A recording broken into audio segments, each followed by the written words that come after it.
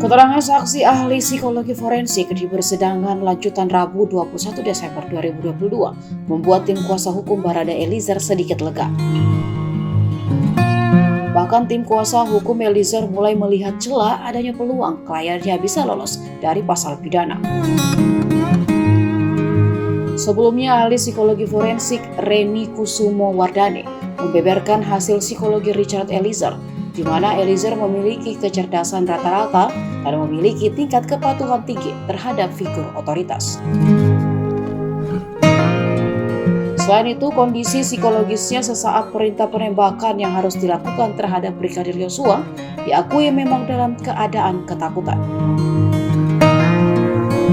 Pada kondisi Richard adanya ketakutan luar biasa, namun ciri kepribadiannya yang memang belum matang menyebabkan keputusan perilakunya memilih untuk mematuhi. Lebih jauh, Reni menjelaskan bahwa dalam relasi kuasa antara anak buah dan atasan, Eliezer memang bisa disebut korban.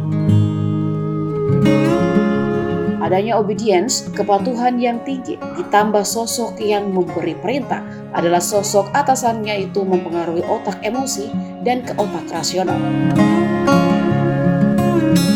Kemudian di dalam dialognya otak rasionalnya dikalahkan oleh otak emosi yang ketakutan sehingga kepatuhan itu yang lebih menonjol dari Richard Eliezer. Inilah yang dijadikan pegangan oleh tim kuasa hukum Baradae Eliezer.